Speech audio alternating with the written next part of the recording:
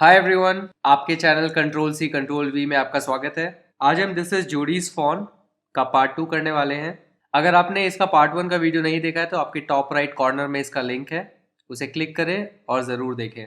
Before we start, अगर आपने हमारे चैनल को सब्सक्राइब नहीं किया है तो please subscribe and support us. So part 1 में हमने देखा था कि जोडी के पापा बीमार रहते हैं बिकॉज उनको रैटल स्नेक ने काटा हुआ होता है। एंड जब वो होश में आते हैं तो जोडी उनसे पूछता है कि क्या वो उस छोटे हिरन को ढूंढने जा सकता है जिसकी माँ को उन्होंने मारा था उसके पॉइजन को निकालने के लिए।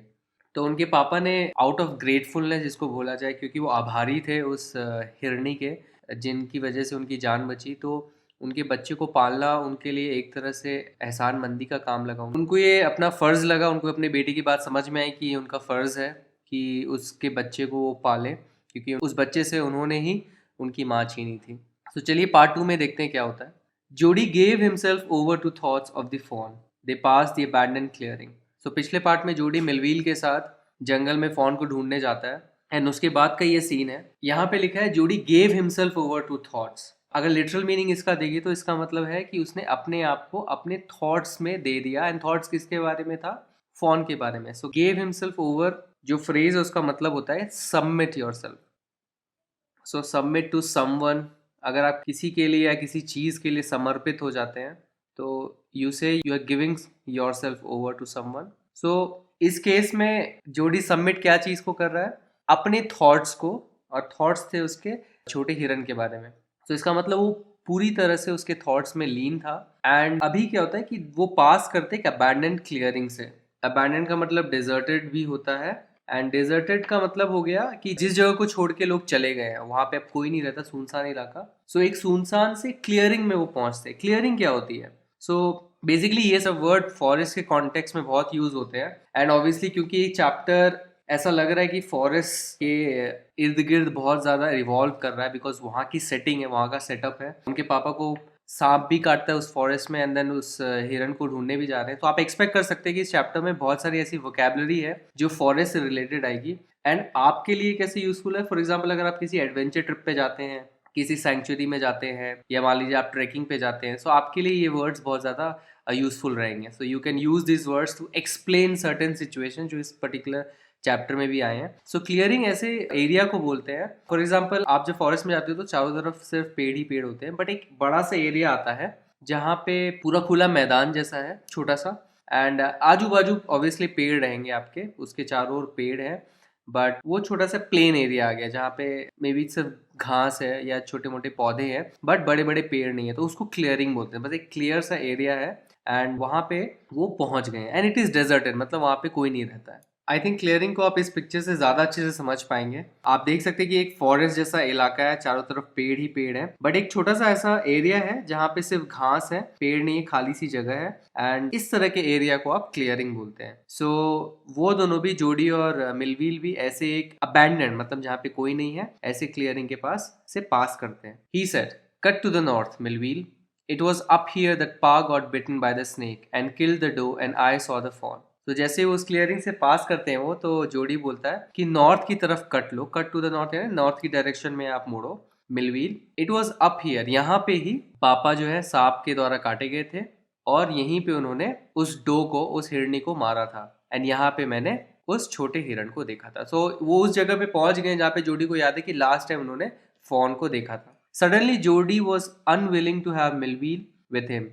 If the fawn was dead or could not be found, he could not have his disappointment seen. And if the fawn was there, the meeting would be so lovely and so secret that he could not endure to share it. So अचानक से जब वो उस जगह पे पहुंच जाते हैं तो अचानक से जोडी को एक ऐसा फीलिंग आता है कि उसका मन नहीं करता है कि मिलविल उसके साथ हो। सो ही इज अनविलिंग। अनविलिंग यानी ही इज नॉट ईगर, बिल्कुल भी उत्सुक नहीं है कि उसके साथ मिलविल है। एंड ऐसा क्यों सोच रहा है वो? बिकॉज अगर फॉन मर गया है, अगर वो छोटा हिरन मर गया है और या वो मिल नहीं पाता है तो उसे बहुत निराशा होगी। डिसअपॉइंटमेंट का मतलब होता है निराशा। सो बहुत निराश हो जाएगा, हताश हो जाएगा एंड उसकी निराशा वो नहीं चाहता कि मिलविल देखे। और सेकेंड कंडीशन में अगर मान लीजिए उसको फोन मिल जाता है तो वो ऐसा सोच रहा है कि वो जो मीटिंग होगी उसकी, वो जब फोन से मिलेगा एंड उनका मिलना इतना ज्यादा प्यारा होगा एंड इतना ज्यादा सीक्रेट होगा कि वो नहीं चाहता है कि वो किसी के साथ शेयर करे। सो वो चाहता है कि वो जो मोमेंट होगा फ़ॉन के साथ मिलना, वो इंटीमेट रहे, बहुत ही प्राइवेट रहे, और वो किसी के साथ शेयर नहीं करना चाहता। और ऑब्वियसली अगर मिलविल साथ में रहेगा तो ये वो मोमेंट नहीं आ पाएगा उसके साथ जो वो अकेला चाहता है उस छोटे फ़ॉन के साथ। एंड एंड्योर का यहाँ पे मतलब होता है टॉलरेट। सो वो टॉलरेट नहीं कर पाएगा कि वो किसी के साथ शेयर करे। So he doesn't want to share it basically. He said, it's not far now but the scrub is very thick for a horse, I can make it on foot. उसने बोला यहाँ से वो दूर नहीं है, बट स्क्रब बहुत ज़्यादा घना है। स्क्रब का क्या मतलब होता है? स्क्रब का इस कॉन्टेक्स्ट में मतलब होता है श्रब्स। तो जो झाड़ होते हैं, इनको हम वेजिटेशन भी बोलते हैं। तो झाड़ उगाते हैं फॉरेस्ट में हर जगह, झाड़ियाँ, उनको हम स्क्रब्स बोलते हैं। इनका अनदर पॉपुलर वर्ड होता है श्रब्स। तो आप जनरली श्रब्स वर्ड सुनेंगे, बट यहाँ पे स्क्रब वर्ड यूज़ किया गया है। सो बोल रहे हैं कि यहाँ पे जो श्रब्स हैं, जो झाड़ियाँ हैं, बहुत घनी है एक घोड़े के लिए। और वो बोल रहा है मैं पैदल जा सकता हूँ। सो वो काइंड ऑफ चाह रहा है कि उसका मिलविल से पीछा छूट जाए। तो उसको बोल रहा है कि यहाँ से घोड़ा नहीं जा सकता, तो मैं यहाँ से पैदल चला जाऊंगा। But I am afraid to leave you boy, suppose you got lost और got bitten by the snake too, I'll take care. It might take me a long time to find the fawn. If he's wandered, leave me off right here. All right, but you take it easy now. You know north here and east? There and there. That tall pine makes a bearing. So long. So long, Millville, I am obliged. तो जब उसने बोला कि मैं यहाँ से पैदल चला जाऊंगा, तो मिलविल थोड़ा सा चिंता में आ गया। उसने बोला कि मुझे डर है तुम्हें छोड़ने में, क्या पता तुम खो जाओ इस फॉरेस्ट में, या तुम्हें भी सांप काट ले। मतलब उसके पापा को जैसे सांप काटने काटा था, तुम्हें भी काट ले।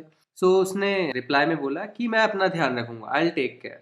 आई विल टेक केयर मतलब मैं अपना ध्यान रखूंगा। मुझे ज़्यादा समय लग सकता है उस फॉन को ढूंढने में, अगर वो इधर उधर भटक गया हो, if he is wandered. So wandered का यहाँ पे मतलब है कि वो भटक गया। Leave me off right here, so मुझे यहीं पे छोड़ दीजिए। तो फिर वो बोलता है ठीक है, all right, but you take it easy now. Take it easy आप बोलते हो जब आप किसी को बोल रहे हो कि यार थोड़ा चिल करो, थोड़ा रिलैक्स करो। तो दैट मीन्स चिल या रिलैक्स। थोड़ा आप रिलैक्स करो, ज़्यादा चिंता मत करो, ज़्यादा टेंशन मत लो। तो टेक इट ईजी नाउ। और वो उसको समझा रहा है कि तुम्हें नॉर्थ पता है एंड ईस्ट पता है, एंड उसे वो बता रहा है देयर एंड देयर। सो उसे दोनों डायरेक्शन बता रहा है कि ये नॉर्थ है, ये ईस्ट है। एंड ऑब्वियसली जब आपको कोई भी डायरेक्शंस, अगर दो डायरेक्शंस पता है, तो बाकी डायरेक्शंस आप निकाल ही सकते हैं। एंड इनफैक्ट अगर आपको एक डायरेक्शन पता है तो आप साइड डायरेक्शन निकाल सकते हैं। सो वो उसको नॉर्थ और ईस्ट डायरेक्शन बता रहा है। एंड फिर उसको क्या बता रहा है कि that toll pine, so pine tree जिसे हम देवदार बोलते हैं हिंदी में, ये जो ऊंचा देवदार का पेड़ है, इट मेक्स अ बेयरिंग। तो ये बहुत ही इंटरेस्टिंग यूसेज है बेयरिंग वर्ड का। बेयरिंग नॉर्मली हम सपोर्ट के लिए यूज करते हैं, या बॉल बेयरिंग्स होते हैं जैसे जो मशीनरी में यूज होते हैं। बट मेक्स अ बेयरिंग एक स्पेशल यूसेज है इस पर्टिकुलर सिचुएशन में, जिसका मतलब होता है कि it is making a direction point. So bearing यहाँ पे इसका मतलब है कि it is acting as a direction reference. मतलब ये एक तरह का आपको रेफरेंस की तरह काम कर रहा है। सो जनरली फॉर एग्जाम्पल आप कभी भी कहीं पे जाते हैं, तो आपने मान लीजिए एक ऊंचा टावर देखा, तो आप लोग बोलेंगे ठीक है मैं इस टावर के अलॉन्ग जा रहा हूँ, क्योंकि वो एक ऊंची सी चीज़ है जो आपको बड़ी दूरी से भी दिख जाती है ना। आप उसको एक तरह से डायरेक्शन की तरह मारने लगते हैं, एंड उसके रेफरेंस में आप चलते हैं। तो स्पेशली जब भी आप फॉरेस्ट या ऐसे ट्रैक पे जाते हो, तो या तो आप किसी पहाड़ की चोटी को एक डायरेक्शन मान लेते हो, so you make it a bearing. इसका मतलब क्या, आप उसको एक रेफरेंस बना लेते हो डायरेक्शन का। एंड अगर आपको नॉर्थ एंड ईस्ट पता है, तो एक तरह से ये थर्ड रेफरेंस पॉइंट की तरह काम करता है। सो यहाँ पे वो बोल रहा है कि ये देखो, ये नॉर्थ है, ये ईस्ट है, और ये जो लंबा सा देवदार का पेड़ है, ये भी एक तरह से एक बेयरिंग का काम कर रहा है, तुम्हारे लिए एक डायरेक्शन का काम कर रहा है। फिर वो बोलता है सो लॉन्ग। सो लॉन्ग एक फ्रेज है, जैसे आप बोलते हो ना कि ठीक है फिर मिलेंगे, चाओ जैसे आप बोलते हो, आदियोस। तो वैसे सो लॉन्ग एक फ्रेज है जब आप किसी को बाय बाय बोलते हो। सो उसने भी रिप्लाई किया सो लॉन्ग, फिर मिलेंगे, will be, I am obliged. I am obliged का मतलब, ऑब्लाइज्ड का मतलब होता है आभारी होना। सो आई एम ऑब्लाइज्ड मतलब मैं आभारी हूँ। आप जनरली मच ऑब्लाइज्ड यूज करते हो जब भी आप किसी को थैंक्स बोलते हो, या अगर आप बोलना चाहते हो कि मैं बहुत आभारी हूँ आपका, सो you can say much obliged. ये भी एक बहुत पॉपुलर फ्रेज है, मच ऑब्लाइज्ड। तो इसी तरह उसने बोला आई एम ऑब्लाइज्ड, मैं आभारी हूँ तुम्हारा कि तुमने मुझे यहाँ तक छोड़ दिया। He waited for the sound of the hooves to end, then cut to the right. The scrub was still, only his own crackling of twigs sounded across the silence. He wondered for an instant if he had mistaken his direction.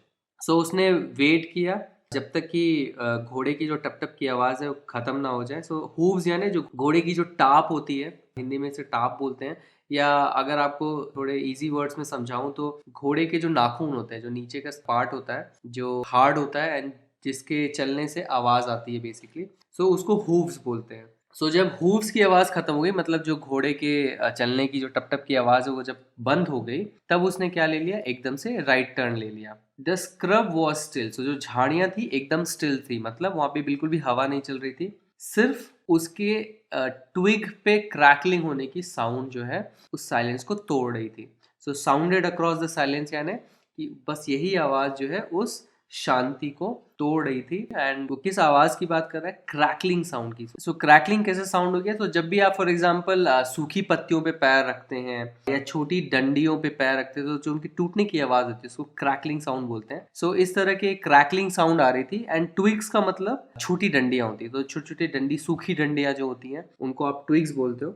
Small branches या टहनी बोल लीजिए आप। तो छोटी छोटी टहनियों पे जो उसके पैर पड़ रहे थे और वो जो टूट रहे थे उसके कदमों के नीचे, उसकी जो साउंड थी उसको क्रैकलिंग साउंड बोलते हैं। सो यही साउंड जो है उस शांति को भंग कर रहे थे। He wondered for an instant if he had mistaken his direction, so उसे एक मिनट के लिए ऐसा लगा, ऐसा सोचा उसने कि वो रास्ता भटक गया। He has mistaken his direction मतलब वो रास्ता जो है गलत रास्ता आ गया, गलत डायरेक्शन आ गया या रास्ता भटक गया। Then a buzzard rose in front of him and flapped into the air. तभी क्या होता है, एक बजर्ड एक तरह का एक पक्षी है। तो बजर्ड पक्षी ऐसा दिखता है, चील की तरह या बाज की तरह आप बोलो। एंड इस तरह के जो पक्षी हैं, ये जो बजर्ड है स्पेशली, ये मरे हुए जानवरों के मांस को खाते हैं। तो जो भी जानवर मर जाते हैं उनके जो मांस सड़ने लगते हैं, उन जानवरों को ये खाते हैं। सो उसी समय एक बजर्ड जो है उसको अपने सामने दिखा एंड वो पंख फड़फड़ाते हुए ऊपर की ओर निकल गया। फ्लैप्ड इनटू द एयर मतलब फड़फड़ाते हुए निकल गया। He came into the clearing under the oaks. Buzzards sat in a circle around the carcass of the doe. They turned their heads on their long, scrawny necks and hissed at him. He threw his bow at them and they flew into an adjacent tree. The sand showed large cat prints, but the big cats killed fresh and they had left the doe to the carrion birds. So वो उसके सामने जो है clearing थी, उस clearing पे आया वो। And clearing under the oaks, clearing under the oaks मतलब कि वो जो क्लियरिंग थी वो ओक के पेड़ों के नीचे थी। तो ओक यानी बलूत का पेड़ इसे बोलते हैं, एंड जिसके वुड से बहुत अच्छे फर्नीचर बनते हैं। सो वो ओक के पेड़ है। सो उस क्लियरिंग के चारों ओर ओक के पेड़ थे। एंड उसने क्या देखा, जो बजर्ड्स थे, ये जो पक्षी थे, वो एक सर्कल में बैठे हुए थे। जो डो है, जो हिरनी है जिनको उन्होंने मारा था, उसकी लाश के अराउंड, उसकी डेड बॉडी के अराउंड। सो कैरकस का मतलब होता है लाश या डेड बॉडी। एंड नॉर्मली आप कैरकस वर्ड एनिमल की डेड बॉडी के लिए यूज करते हैं। ह्यूमन के लिए you normally don't use this word, आप नॉर्मली ये वर्ड ह्यूमन के लिए यूज नहीं करते हैं। एंड उसने देखा कि बजर्ड जो उसके अराउंड बैठे हुए थे, एंड जैसे ही वो आया, दे टर्न देयर हेड्स, उन्होंने अपना सर घुमाया on the long scrawny next. तो अपना सर, जो उनका सर किसके ऊपर था, लॉन्ग स्क्रॉनी नेक। सो उनका गला कैसा था, लंबा था, स्क्रॉनी था। स्क्रॉनी क्या है, स्क्रॉनी एक फिजिकल फीचर है जिसका मतलब होता है अनअट्रैक्टिवली थिन, थिन एंड बोनी, मतलब जो बहुत ही पतला हो, बहुत ही हड्डी का ढांचा जैसा दिखे और अनअट्रैक्टिव दिखे। सो क्योंकि वो इतना दुबला है कि वो बहुत ही अनअट्रैक्टिव लग रहा है, बहुत ही अगली लग रहा है। सो स्क्रॉनी आप उनको बोलते हैं। स्क्रॉनी आप उन लोगों के लिए बोलते हैं जो बहुत हद से ज्यादा दुबले होते हैं एंड अच्छे नहीं लगते, बिकॉज बहुत ही ज्यादा वो बीमार टाइप के लगते हैं, तो उनको आप स्क्रॉनी बोलते हो। तो उनकी गर्दन को स्क्रॉनी बोला जाता है बिकॉज वो बहुत लंबी है और ऐसा लग रहा है बहुत अनअट्रैक्टिव दिख रहे हैं। एंड उसको देख के उन्होंने उसकी तरफ हिस किया, हिस जैसी साउंड निकाली। तो फिर जोडी ने क्या किया, उसने अपना एक बो टहनी को बोलते हैं, ब्रांच को बोलते हैं। सो उसने अपनी टहनी उनकी ओर फेंकी और वो उड़ के बाजू के पेड़ में चले गए। सो एडजेसेंट का मतलब होता है नेक्स्ट या बाजू के पेड़। सो एडजेसेंट का मतलब होता है नेक्स्ट या पास वाले। और उस क्लियरिंग में जो रेत थी उसमें बड़े कैट के प्रिंट्स दिख रहे थे। इसका मतलब लार्ज कैट्स यानी बड़ी बिल्लियां, बट इनफैक्ट लार्ज कैट्स आप बड़ी बिल्लियों को नहीं बोलते हैं। जब भी आप लार्ज कैट बोलते हो देन इट मीन्स कि आप रेफर कर रहे हो लायंस को या टाइगर्स को। कैट फैमिली के जो बेसिकली बड़े एनिमल्स होते हैं, इनको लायन टाइगर हो गया या फॉर एग्जांपल प्यूमा हो गए। इवन वाइल्ड कैट्स भी बहुत बड़ी होती है compare to our domestic cats. So इनको रेफर करने के लिए आप लार्ज कैट्स इन जनरल बोलते हैं। सो जो वो सैंड था, ऐसा लग रहा था वहां पे इनमें से कोई भी एक बड़ी बिल्ली का एक प्रिंट है वहां पे। But big cats killed fresh, but जो बड़ी बिल्लियां होती हैं वो फ्रेश किल करती है, मतलब मरे हुए जानवर को नहीं खाती कभी भी, वो हमेशा फ्रेश किल करके ही खाती है। और क्योंकि उस डो को इन्होंने ही मारा था, जोडी उसके पापा ने, तो उन कैट्स ने क्या किया, इसको इस डो के डेड बॉडी को छोड़ दिया, किसके लिए, कैरियन बर्ड्स के लिए। सो कैरियन बर्ड्स उनको बोला जाता है जो इस तरह के डेड बॉडी को खाते हैं, स्कैवेंजर्स भी बोलते हैं इनको। एंड बजर्ड्स इस कैटेगरी के बर्ड्स होते हैं, कैरियन बर्ड्स। अनदर टाइप के जो बर्ड्स होते हैं जो पॉपुलर हैं कैरियन कैटेगरी में, वो है वल्चर्स। तो वल्चर्स भी डेड मीट खाते हैं, मोस्टली ये खुद से शिकार नहीं करते हैं। He parted the grass at the place where he had seen the fawn. It did not seem possible that it was only yesterday. The fawn was not there. He circled the clearing. There was no sound, no sign. The buzzard clacked their wings, impatient to return to their business. He returned to the spot where the fawn had emerged and dropped on all fours, studying the sand for small hoof prints. Night's rain had washed away all tracks, those of cat and buzzards. He parted the grass, यानी उसने घास को हटाया उस जगह पे जहाँ पे उसने पहले उस छोटे हिरन को देखा था। उसे ऐसा लग ही नहीं रहा था उस जगह में आके कि कल की ही बात है जब पापा को सांप ने काटा था और उन लोग वहां पे थे और फॉन भी वहीं पे था, और यहाँ पे अभी फॉन है ही नहीं, फॉन वॉज नॉट देयर। उसने उस क्लियरिंग का चक्कर लगाया, हिज सर्कल क्लियरिंग, यानी उस क्लियरिंग का चक्कर लगाया। कोई साउंड नहीं था वहां पे और कोई साइन नहीं था। सो ना उसे कोई निशान मिले, ना कोई आवाज आई। उसे सिर्फ क्या चीज की आवाज आ रही थी, बजर्ड्स की अपने विंग्स को क्लैक करने की। सो क्लैक यानी मेक शार्प साउंड, तो बहुत तेज तेज आवाज करना, क्लैकिंग बोलते हैं। सो बहुत तेज तेज अपने विंग से आवाजें निकाल रहे थे वो, क्योंकि वो इम्पेशेंट हो रहे थे। इम्पेशेंट यानी बेताब हो रहे थे वो, क्या चीज के लिए, खाना खाने के लिए। तो उनके खाने के पास वो पहुंच गया था एंड वो इम्पेशेंट हो रहे थे अपने बिजनेस में रिटर्न होने के लिए। एंड बिजनेस क्या था उनका, उस डेड बॉडी को खाना। फिर वो उसी स्पॉट पे वापस आया जहां पहली बार उसने उस फॉन को देखा था, where the fawn had emerged. और फिर वो अपने हाथ के बल नीचे गिर गया, ड्रॉप्ड ऑन ऑल फोर्स, मतलब अपने हाथ के बल नीचे गिर गया ताकि वो सैंड को स्टडी कर सके, studying the sand for small HUF prints. और वो अपने हाथ के बल नीचे गिर गया और सैंड को अच्छे से देखने लगा, स्टडी करने लगा, ताकि उसे कोई स्मॉल हूफ प्रिंट्स मिल जाए। हूफ, तो जो हमने पहले वर्ड देखा था हूफ्स, उसका ये सिंगुलर फॉर्म है। सो हूफ, यहाँ पे जो हिरन है, छोटा हिरन है, उसके पैर के जो नाखून है उसको हूफ बोलते हैं। सो उसके हूफ प्रिंट्स को वो देखने की कोशिश कर रहा था। पर रात में जो बारिश हुई थी उसने क्या किया था, सारे जो ट्रैक्स थे उसे वॉश कर दिया था, मतलब सारे ट्रैक्स को उसने खत्म कर दिया था। पानी से वो साफ हो गए थे सारे ट्रैक्स, एक्सेप्ट जो कैट और बजर्ड से। सो इट मीन्स कि जो कैट के जो पैरों के निशान थे और जो बजर्ड्स के पैरों के निशान थे वो फ्रेश थे, एंड इसीलिए वो नहीं मिटे थे। रात में जो बारिश हुई थी उसकी वजह से जो भी हूफ प्रिंट्स हुए होंगे वो सारे मिट गए थे। सो यहाँ पे पार्ट 2 खत्म होता है एंड अभी तक जोडी को वो फोन नहीं मिला है। नेक्स्ट पार्ट में हम देखेंगे कि आगे स्टोरी में क्या होता है। चलिए इस पार्ट के कॉम्प्रिहेंशन चेक्स के क्वेश्चन करते हैं। Question 1, Jody didn't want Millwheel with him for 2 reasons, what were they. तो जोडी नहीं चाहता था मिलवील उसके साथ रहे, 2 रीजंस की वजह से। वो रीजंस क्या थे? So Jody didn't want Millwheel to be with him for 2 reasons. Number 1, he didn't want Millville to see his disappointment if they couldn't find the fawn. So पहला रीजन ये था कि वो नहीं चाहता था कि उसकी डिसअपॉइंटमेंट को वो देखे अगर उन्हें फॉन नहीं मिलता है। If they found the fawn, he wanted to have this intimate moment with the fawn privately. So in case अगर उन्हें फॉन मिल जाता है तो वो चाहता था कि ये जो इंटीमेट मोमेंट है, सो इंटीमेट मोमेंट है ना, जो प्राइवेट मोमेंट होता है आपका, वो चाहता था कि सिर्फ फॉन के साथ हो उसका, प्राइवेटली। सो इंटीमेट का मतलब है close and personal. Why was Millville afraid to leave Jody alone? So Millville क्यों डरा हुआ था या नहीं चाहता था जोडी को अकेला छोड़ना? Millville was afraid to leave Jody alone as he thought Jody might get lost in the forest or might get bit by a snake like his father. So यहाँ पे afraid to का मतलब डरा होना डायरेक्टली मीनिंग नहीं है, इसका मतलब होता है कि when you don't want to do something. So didn't want, इसका लिटरल मीनिंग होगा didn't want, कि वो नहीं चाहता था उसको अकेला छोड़ना, क्योंकि उसे ऐसा लग रहा था कि जोडी जो है फॉरेस्ट में खो जाएगा या अपने पापा की तरह सांप उसे काट लेगा। In any case it would be dangerous for him to be out there on his own. And कोई भी केस में, चाहे वो फॉरेस्ट में खो जाना, चाहे वो सांप के द्वारा काट लिया जाता, इन एनी केस उसके लिए डेंजरस होगा अकेले उस फॉरेस्ट में रहना। So dangerous for him to be out there यानी वहां पे होना, ऑन हिज ओन यानी अकेला। Thanks for watching this video. अगर ये वीडियो आपको पसंद आए तो इस वीडियो को एक लाइक दीजिए। अपने कमेंट्स एंड फीडबैक्स हमें कमेंट सेक्शन में ज़रूर लिखिए एंड हमारे चैनल को सब्सक्राइब ज़रूर कीजिए। आप हमारे चैनल को सब्सक्राइब इस गोल लोगो पे क्लिक करके सब्सक्राइब बटन दबा के कर सकते हैं। अब आप हमें इंस्टाग्राम और फेसबुक दोनों पर फॉलो कर सकते हैं, हमारी आईडीज़ आपकी स्क्रीन पर हैं।